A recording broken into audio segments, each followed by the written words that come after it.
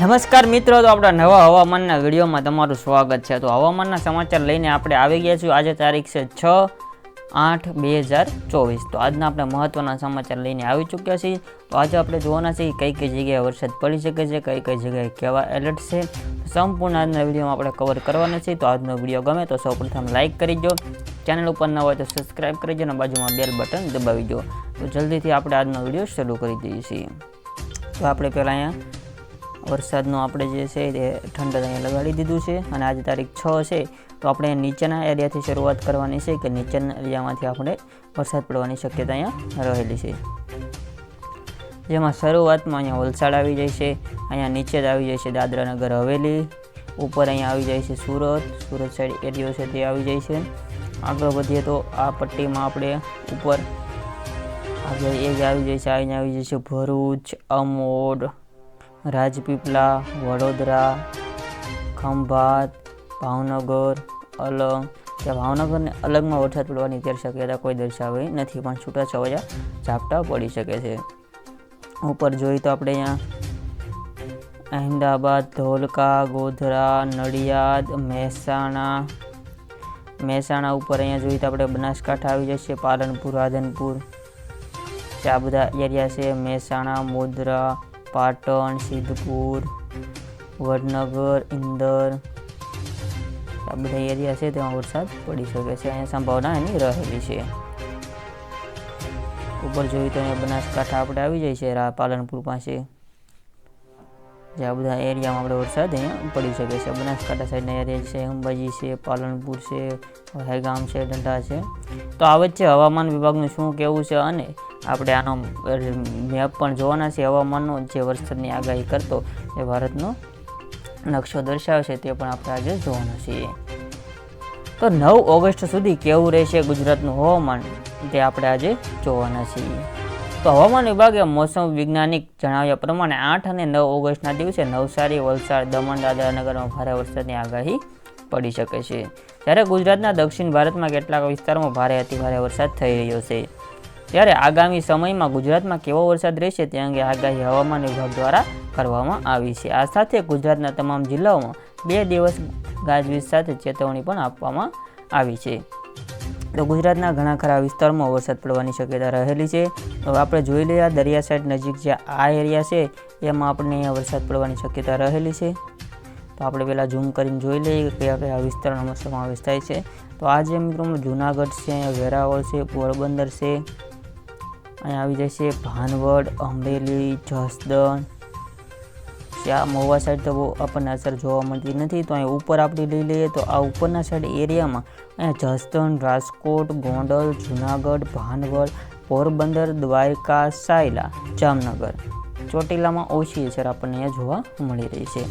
તો આગળ જોઈએ કે હવામાન વૈજ્ઞાનિક શું કહે છે। તો હવામાન વિભાગના મોસમ વૈજ્ઞાનિક રામચર્ય યાદવના જણાવ્યા પ્રમાણે આવનારા 5 દિવસ માટે ગુજરાતમાં વરસાદની આગાહી છે। આગામી 5 દિવસ તમામ વિસ્તારોમાં હળવાથી ભારે વરસાદની આગાહી કરવામાં આવી છે।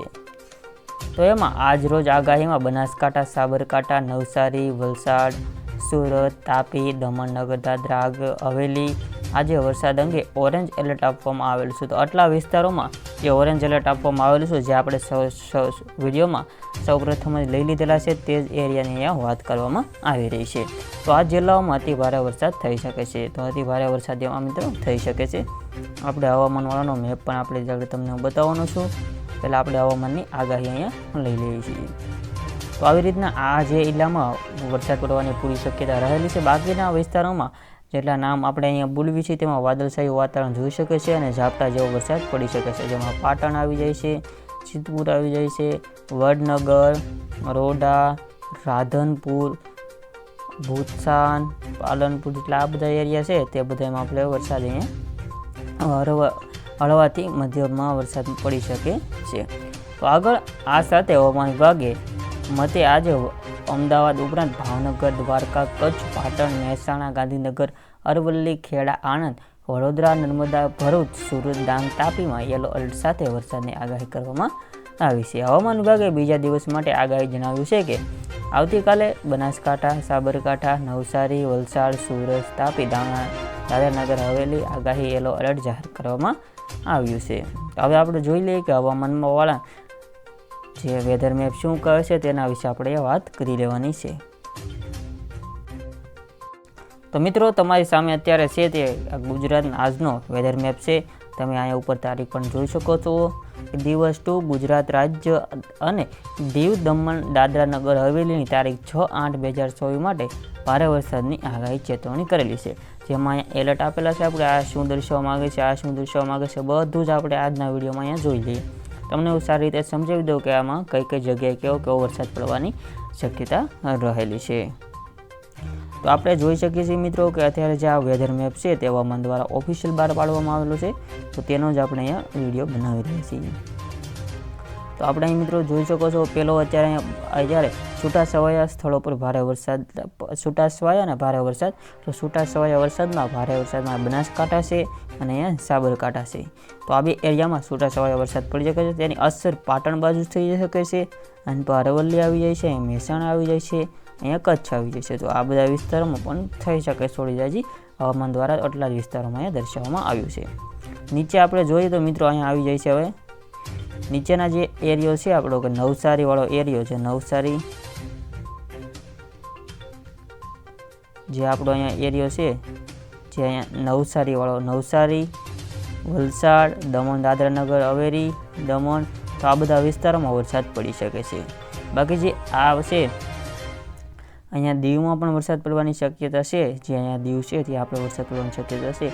બાકી જે કચ્છ છે, મોરબી છે, એમાં આપણે થોડા એટલે કે હળવાશને વરસાદની ઝાપટા જેવું આવી શકે છે.